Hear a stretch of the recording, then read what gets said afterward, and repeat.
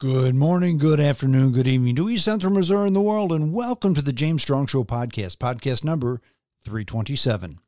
Thank you for joining us. Thank you for making us a part of your day. I appreciate it. This podcast was recorded on the afternoon of Friday, August the 25th, from the James Strong Studio in Western St. Charles County. Now, I know as you heard that introduction, you're thinking, what the heck is going on here? Once upon a time, this guy used to do everything on Saturday mornings. Now it's Saturday evenings, Sunday mornings, Sunday nights, Wednesday nights. Now a Wednesday after, or rather a Friday afternoon. What gives? Well, I'll give you a little short history as to why I'm doing a podcast on Friday afternoon. Normally on a Friday afternoon, I'm at the day job doing my thing, okay? It's been super hot in St. Louis, the St. Louis metro area, East Central Missouri. It's 103 degrees today, okay? And with lots of humidity. Actually, today the humidity is not too bad. Yesterday, it wasn't too bad either. But in the manufacturing plant at which I work, heat and humidity have caused big problems.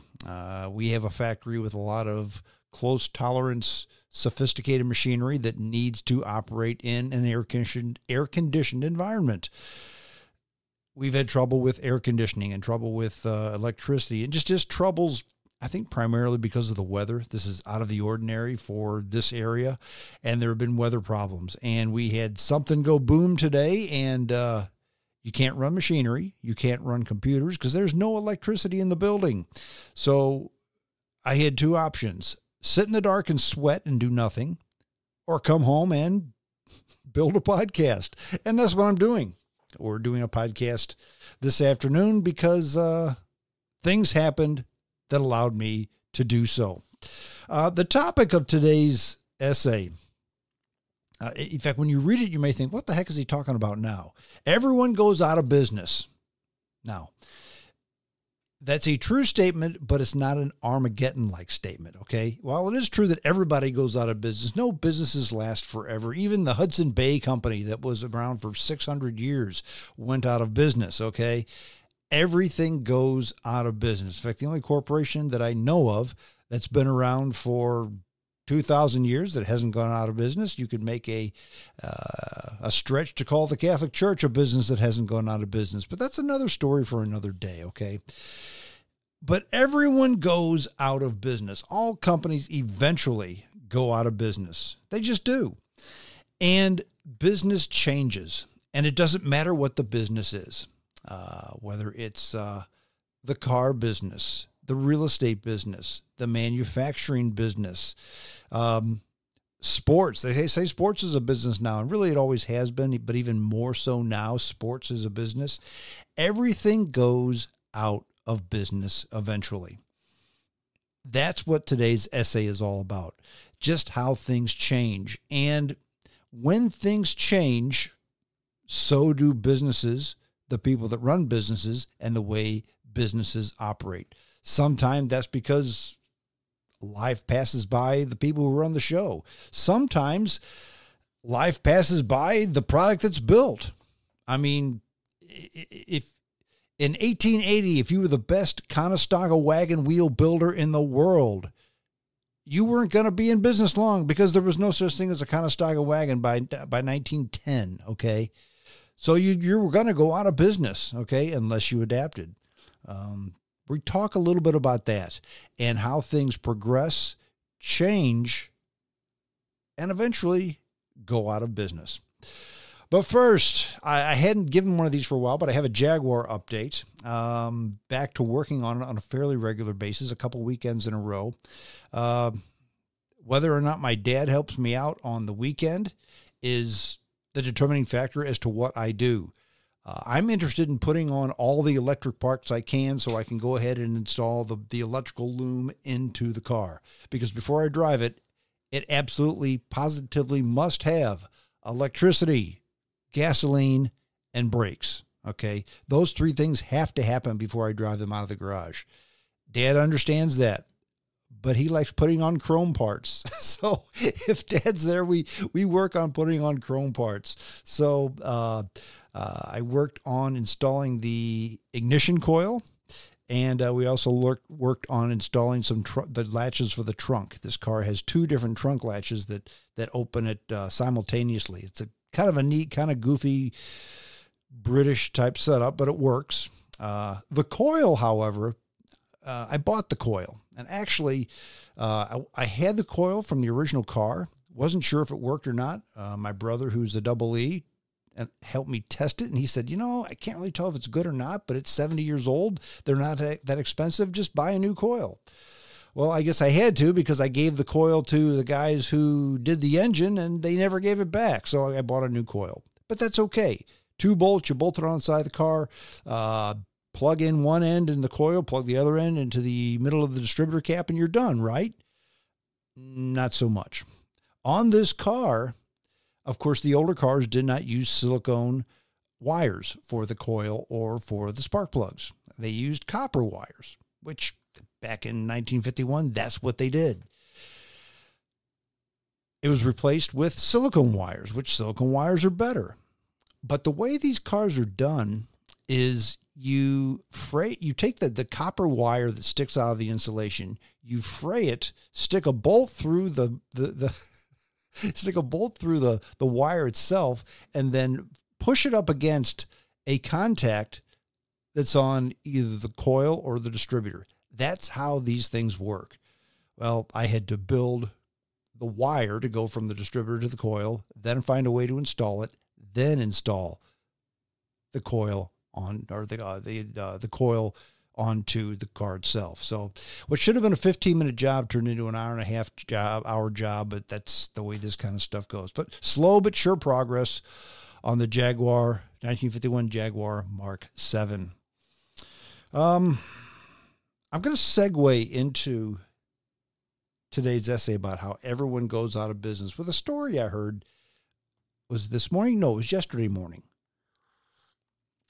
And it was on sports radio. Often I'll listen to sports radio in the morning. Not always, sometimes. I'll listen to sports radio in the morning, especially if they're talking about the local teams, especially if they're talking about baseball, which is really the one sport I really care a lot about. But there's a guy on there who's very bright. His name is Greg Amsinger. And Greg Amsinger is on, I think, every Thursday morning on 101.1 of the Morning Drive show. Okay, Randy Carricker, Corey Davis, and Brooke something or another. There's 3 of them on there. And Greg Amsinger is a guest. He's Randy Carricker's buddy. He's a St. Louis guy, but works on the East Coast for ESPN or MLB, one of those 2. Anyway, he made a statement about Shohei Ohtani. Now, anybody who knows anything about baseball, who follows baseball at all, knows who Shohei Ohtani is. He's a ball player from Japan, and that's where he was born. He's played virtually his whole career here in the U.S. for the Anaheim Angels of Anaheim, or California Angels, whatever they're called this week. And they call him the unicorn because there's really only one of him. Shohei Ohtani is one of the best pitchers in the major leagues. He's also one of the best hitters in the major leagues, okay? Which the two normally don't jive. Sure, Babe Ruth was that way too, but he played 100 years ago, okay? Shohei Ohtani, this is his last year under club control. Translation, he's a free agent at the end of this year. He had a bit of an arm problem, so they looked into it. Shohei Ohtani needs to have Tommy John surgery on his pitching elbow for the second time. Now, there's a real good chance that he'll never pitch again. In fact, let me rephrase that. There's a pretty good chance he'll never pitch again. There's a real good chance he'll never pitch at the level at which he used to pitch. Because after you have a second Tommy John surgery at this young age, things just don't come back together like they used to be quite often, okay? Now, what does that mean? Well, that means that Shohei Ohtani, they said that he could demand 10 years at $70 million a year from some baseball team because he can pitch. The best pitchers make $80 million a year. I'm sorry, the best pitchers make $40 million a year. The best hitters make $40 million a year. If this guy's one of the best pitchers and best hitters, take 40 plus 40, take off 10% for a quantity discount, $70 million a year. The consensus was that's what he was going to get. But now that he's hurt his arm, while he'll still get a good contract, it's not going to be $70 million a year, and it's not going to be for 10 years. So it's cost this guy a lot of money because he got hurt. Now, where am I getting to on this? Look, Greg Amsinger knows more about sports and baseball than I've forgotten. But he made a statement that was, in my opinion, he didn't think it out, okay? It was a ridiculous statement. It may have been just a sports guy talking head thing that these guys just say. And the big thing is after he made this statement, none of the three hosts on the show called him out for it. Okay, enough with the drama, enough with the waiting. What did he say? Greg Amsinger actually said, why, Shohei Ohtani wasn't going to be with the California Angels next year. Why did they let him pitch? Why did they risk his arm? This guy had a potential to make the most money than anybody ever. Why would the California Angels have let him pitch and now endangered his career? Well, two reasons. First of all, remember, at the end of the year, he's a free agent. He's not signing with the California Angels, Anaheim Angels, Los Angeles Angels, whatever they're. He's not signing with the Angels. He's not going to do it. He's going to sign with somebody else who will play against the Angels and try to beat them when they play head-to-head, okay? Now, the Angels are still in a pennant race. And while they're not paying Shohei Ohtani $70 million a year, they're still paying him a bunch of money to win baseball games. So the answer is, why did they let him pitch if the season's almost over and this guy's got an opportunity to make a bunch of money? Because that's next year. He works for him this year. He's getting paid to hit and pitch for the Angels this year. So he hit and he pitched and he got hurt. Well, guess what? They're still going to pay him for this year. Okay?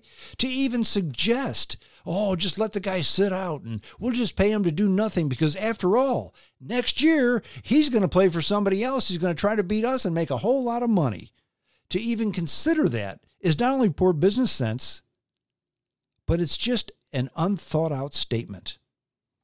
That's how sports tends to be. It's almost like they don't think of the business aspect of sports. And what have they talked about for years now? Well, sports is just a business. It's a business. It's a business. It's a business. Except when it comes to this. Now the California Angels are just selfish oafs who have endangered Shohei Ohtani's ability to earn. Yeah, he probably won't sign a $700 million contract now. Probably won't be anything more than about $400 or $500 million. I don't know about you, but I don't know how he's going to eat on that kind of money. Okay? And nobody called him on that. Sports story number 2 is a football player, running back, played for USC in college. He played for a variety of teams in the NFL. Pretty good ball player, Reggie Bush, Heisman Trophy winner, played with USC. After he played in the NFL for a while, word leaked out that he was getting paid by USC. And you're not supposed to do that. So they took away his Heisman Trophy. They took away a bunch of stuff. I think they took away a championship for USC because this guy was being paid under the table. He's supposed to be an amateur.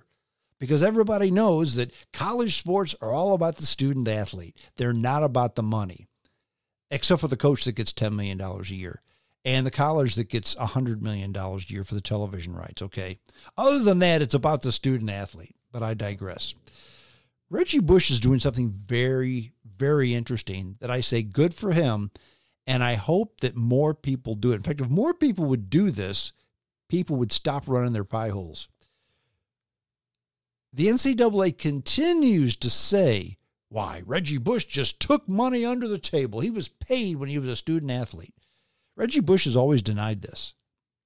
And now he's suing the NCAA because they say they defamed his character.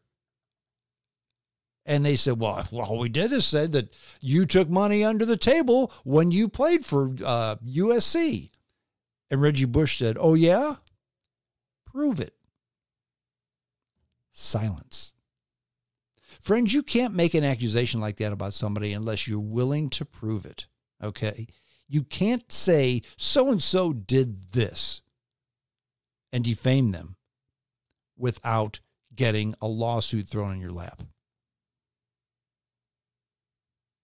And USC is having trouble proving that he got paid.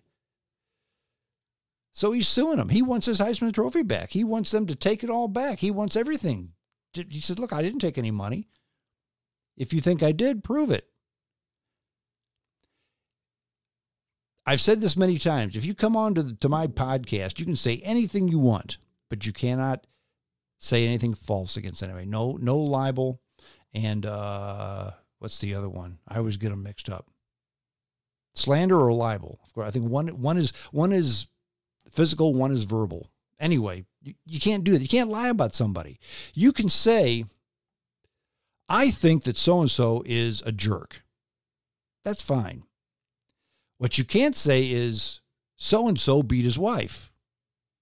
You can say, I think so-and-so is a violent individual and needs to be watched.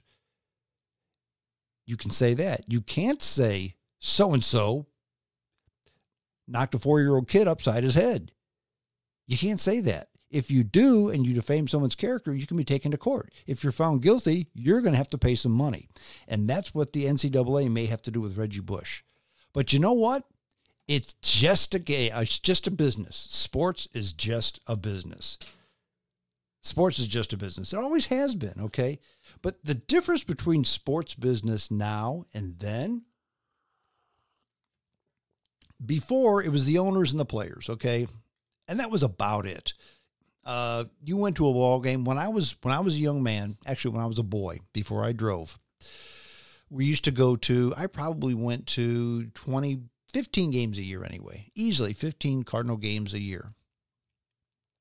And if I may go to 1 or 2 or 3 this year. I think I've been to 2 this year. I'll go to 1, 2, 3 a year. But I almost never buy the ticket. I get the tickets from someone else. Because a ticket can be over $100 easy. I thought to yourself, well, Strong, you just go to a couple games now and you only go when someone gives you tickets, you tightwad.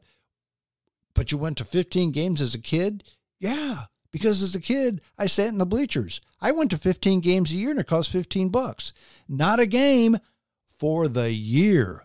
$1 a seat. That's all it cost to sit in the bleachers. And the players made good money, but not stupid money. The owners made good money, but not stupid money. The TV and the radio, they got their money, but not stupid money. But now there's stupid money everywhere. It's just not the owners and the players. It's the owners. It's the players. It's the television. It's the cable. It's the networks. It's the venue. It's the state gets money because they got to have some type of a big tax deal on the stadium because they put up half or more of the money, sometimes all of the money. There's so much money involved. They got to charge so much money. Everybody gets a bunch of money, and then the tickets cost a bunch too, okay? More are getting their cut. More are getting a piece of the action, and they're pricing themselves out of business. So much so that a pitcher should be just, well, don't have him pitch for the rest of the year because he's got an opportunity to make more money. No, have him pitch. He's a pitcher. Have him hit. He's a hitter. Have him play ball because he's being paid to be a ball player. Okay. Currently, once upon a time, you could watch TV or listen to the radio for free. Now, granted, all the games weren't on television, but most weekends they were on, occasionally at night. I guess if the Cardinals had 162 games, so 81 home games a year on television, I would say that maybe of those 81 games, maybe 50 were on TV. They were all on the radio, and it didn't cost you anything. Right now, it costs you hundreds of dollars a year to watch your baseball team. soon to be thousands of dollars a year. And I've talked about this on another venue, because ESPN demands the lion's share of money from your cable network. And as soon as they go away from the cable company is going to lose big time. And a lot of cable companies are going to go out of business because ESPN basically props it up for them. ESPN, if you're paying $100 for cable, half of that's going to ESPN. If ESPN pulls out, nobody's going to get cable. And if they do, they're not going to pay $100 a month. They may pay $20 a month, and they can't sustain it on that type of a margin. But that's another story for another day. We've done podcasts on that before. But it's getting so the people are just, they don't have that kind of money anymore. They don't have thousands of dollars a year to spend on watching sports on television. Now, I mentioned Greg Amsinger, another dopey statement I heard him make. He said, well, it's going to cost thousands of dollars a year to watch your favorite sports team. People will pay it. I would. Well, I guess so. You're a sports writer. You got to watch every game. You got to stay up till 3 a.m. and write and watch a team because you're writing a story on it the next day. All right? They ain't you, son. People are not going to pay thousands of dollars a year to watch their dopey sports team. They're just not going to do it. And again, you've heard time and time again, sports is just a business. It's just a business, that's all. No different than anything else. And again, if that's true, they're going to price themselves out of the market sometime soon. But sports is no different. I mean, there's businesses all over the place. And remember, the title of today's podcast is Everyone Goes Out of Business. Sports teams may be next. But there's other teams that go out of, or other businesses that go out of business quite often. Case in point, you've heard of the Dow Jones Industrial Average, right? How old is the Dow Jones Industrial Average? Well, it was created by a guy named Mr. Dow and was Mr. Jones. Maybe there were two of them. I don't know. Started in 1896, so 127 years ago. And it wasn't the 30 industrials. At that time, it was just 12. They've since added, okay? Of the 12 industrials that were originally made up the Dow Jones list, you know how many are still on the list? 0. Not one. More important than that, and remember, these were the 12, in their opinion, most important companies in the country. You know how many are still around of the original 12? They're all out of business except for one. General Electric, they're still around. Here's a question. Why should sports teams be any different? They're just another business, right? Why would they be any different? Sports teams have been around, many of them for 100 years, many of them for 100 plus years, okay? Why should they be any different? Are people always going to want to watch sports? Sure. I mean, people, when you get to a certain age, when you're and I'll use myself as an example. I love playing sports as a boy. I love playing sports as a teenager. I even kind of love playing sports as a young man. But as a young man, things happen and things change. Two things happen. First of all, you now have responsibilities, okay? In other words, you got to get up 5 days a week and go to work. And two things happen when you get up 5 days a week and go to work. First of all, you're not playing ball during the day because you're tired. But that's okay. You work a factory job, 7 to 3:30. You come home, you get a bite to eat, you change your clothes, you go out and play ball. Except for this one thing. You've worked all day and you're tired. So last thing you want to do is sit down and rest. Especially if it's a day like today where it's 103 degrees outside and you work outside or you work not in the air conditioning, okay? You don't want to come home and play a sport. You're tired. Plus, you're getting older. You don't have the energy that you used to have, but you still like sports. So instead of playing it, you watch it. Drink a beer with your buddies, talk about the players. He's my guy. I like him. I don't like him. We should trade so-and-so for so-and-so. So-and-so's a bum. So-and-so belongs in the Hall of Fame. Okay. Same old thing. But less and less people go to the ball game now. Now I know what they say. No, attendance is higher than ever. Kind of. Talk to anybody that you know, or look in the mirror and talk to yourself.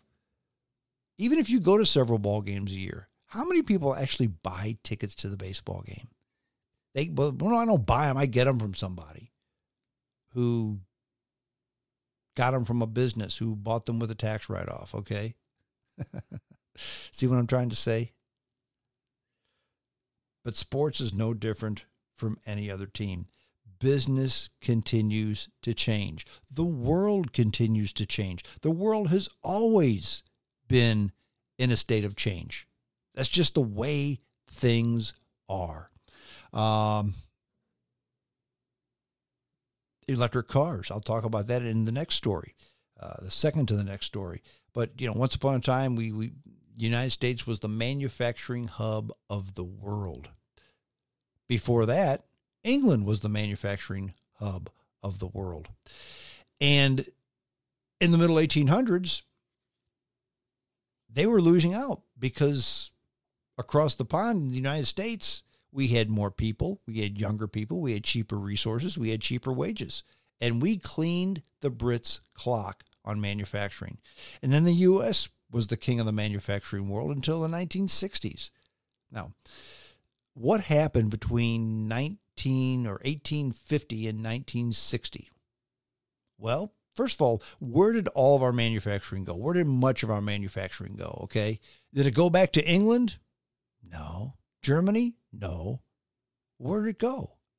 Well, it went to China. It went to Korea. It went to Japan. It went to Mexico. It went to Vietnam. It went to the Philippines. It went to those countries. India. Well, in 1960, none of those countries manufactured anything. I take it back. Japan did. Kind of.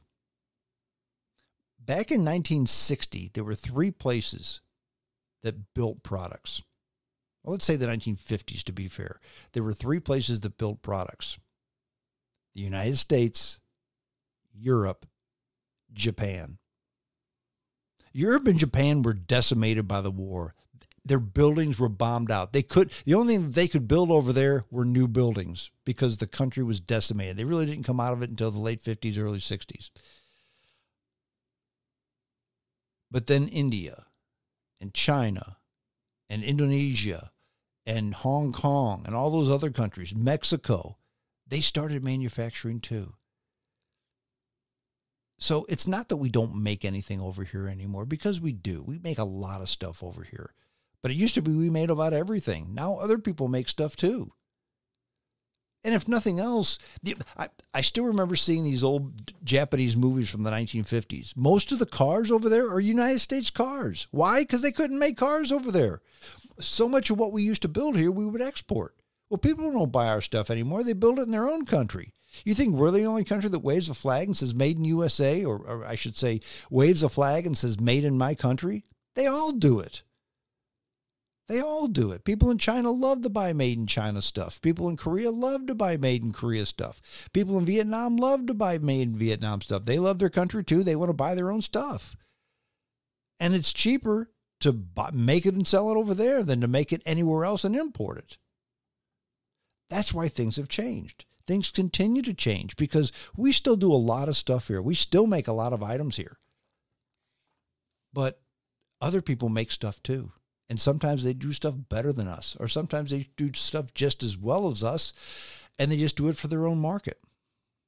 How many times have you heard with the electric car industry, for example, why we're going to put America back to work and build an electric car factory? Put America back to work? We can't find people to work right now. If they open a factory with 10,000 new jobs, they couldn't fill it. Okay? And again, that's because business has changed. Things have changed. Do I think people aren't working because they're lazy? Actually, no, I don't. Question: why does anybody work? In fact, if you're a retiree, I'll ask you that question. Why do people work? Or why does anybody work? Well, because they need the money. Simple answer. If you ask a retiree, well, why don't young people work? The answer may be, well, because they're lazy. Ah, okay. Well, then why don't you work? Well, I'm retired. I don't have to. Well, if you've got a young person who lives in his mommy's basement and all he needs is $50 a week to buy video games and pot, I mean, he doesn't have to work either. So he's no different from you. He doesn't work because he doesn't have to. Okay? Same. But again, things have changed. That's how things change. Everything changes. Business changes. Businesses go out of business. Okay? The electric cars. That's supposed to be the big thing now. I got to take a drink here.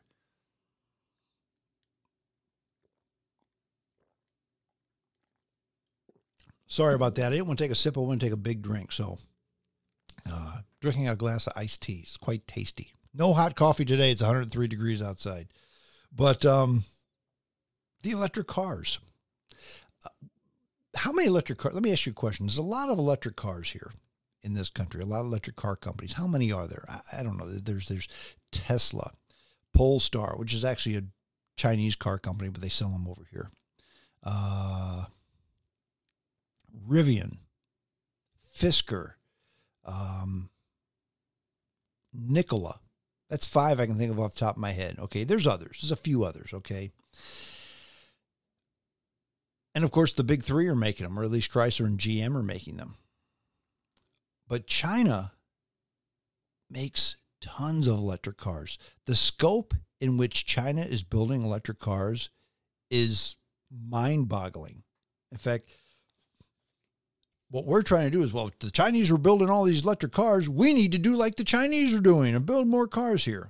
Now, that's ironic, to say the least, that the United States is seeking to imitate China's economic model when it comes to electric cars and other things at the moment that China's industrial policy is fracturing. Again, they have an electric car bubble in China right now as we speak. That should be a lesson as to how industries built by government often fail because of government. China props up businesses over there, okay?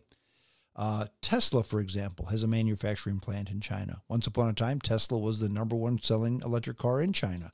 I think they're number 2 or 3 now. They still sell quite a few cars over there. But last week, Tesla slashed its prices in China to boost sales in an oversaturated EV market.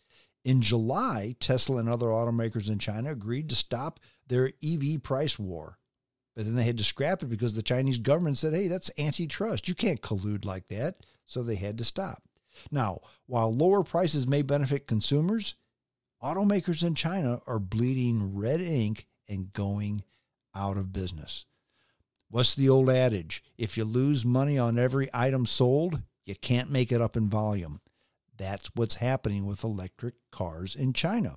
In fact, a plethora of Chinese EV startups launched in the past decade or so and fueled by government support, including in consumer incentives and direct financing, have just gone bad. Automakers churned out EVs to suck up subsidies. Giant property developer Evergrande, remember they launched an EV unit as part of their real estate empire. Now it's in the red and floundering.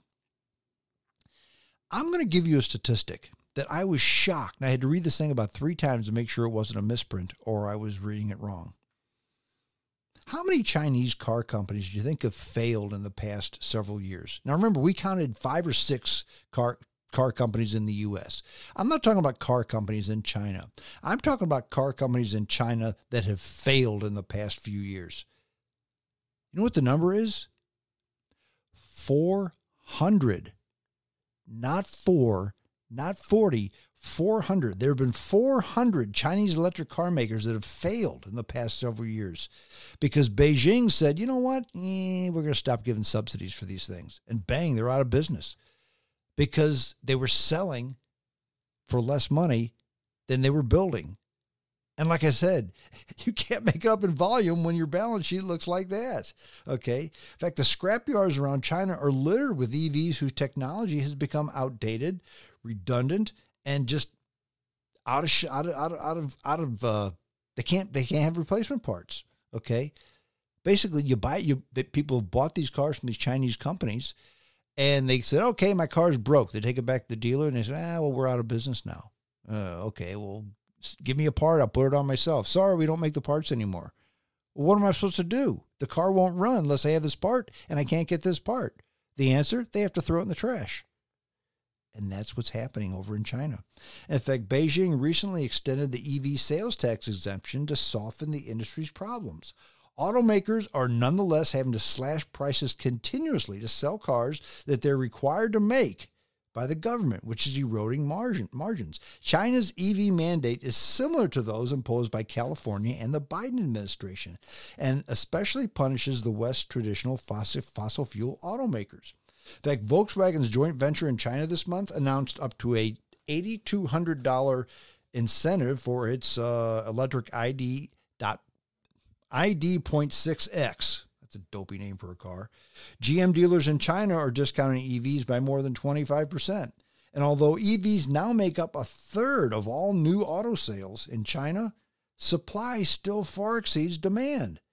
And the gap is going to continue to grow. So people are buying a lot of these, but they're making even more. They're making more than people are willing to buy. Now, just like real estate, the Chinese government support inflated EV investment and misallocated capital that could have been put to more productive uses. Now comes the destruction that invariably follows government creation. In other words, these car companies are going to go out of business. And that's what they're doing in this country. Yep, you got to make EV cars. Got to have EV cars. California is going to outlaw the sale of new ICE cars, internal combustion engine. But nobody wants these cars right now. Not in China and not here. Here's another statistic that is just sobering. Cox Automotive, they reported this month that EV inventory has swelled to 103 days of supply in the U.S. That's doubled that of an ICE car, okay? Automakers and dealers are discounting EVs to sell their growing supply. The average EV price paid by consumers has fallen 20% compared to a year ago to $53,000. That's about the average price of an ICE car. Okay? That's been driven by Tesla's price cuts and dealer incentives. Now, Ford recently reduced its EV production targets as its losses and unsold inventory continued to grow. At the end of June, it had 116 days supply of unsold Mustang Mach-E's, and GM's electric Hummer had more than 100 days of supply. And this is in a growing economy when people are not only wanting to buy cars, but willing to pay too much for cars. They don't want the electric cars. Even though they drop the prices, even though they're available on the lot, people don't want them. Traditional automakers will have to, here's the thing that got me. Traditional automakers will have to raise prices on gas-powered cars. Why? To compensate for their losses on the EV vehicles. In fact, a UAW worker executive said on Sunday that Stellantis, who makes Chryslers, is threatening to move production of its Ram 1500 trucks to Mexico from Detroit to reduce costs so they can make more money. The EV jobs President Biden touts will come at the cost of union jobs building gas-powered vehicles. That's according to a United Auto Workers executive. Now, meantime, EV startups are floundering as interest rates rise, and they struggle to scale up. Lordstown Motors, there's another one, filed for bankruptcy in June. Nikola Corporation warned that it has substantial doubts that it's going to be able to continue to stay in business. Business failures are inevitable in a dynamic economy, but the government will be mainly responsible for the destruction that results in its force-fed EV transition, and the damage may just be starting. That's how business is changing. That's how business is changing in the world. And now, just a commentary here. I truly do believe that EV cars are the cars of the future. I do. I think that as they get better, as the batteries become stronger, as the charging stations become better, eventually, I don't know that they're going to totally replace ICE cars. In fact, I don't think they will. But I think eventually they'll take over the market. But for the government to put tons of tax incentives on EVs and for the state of California to say, you know what, after this date, we're not going to allow them to be sold in the state, ICE cars. It's ridiculous. Let me ask you a question. Why doesn't anybody drive a horse and buggy anymore?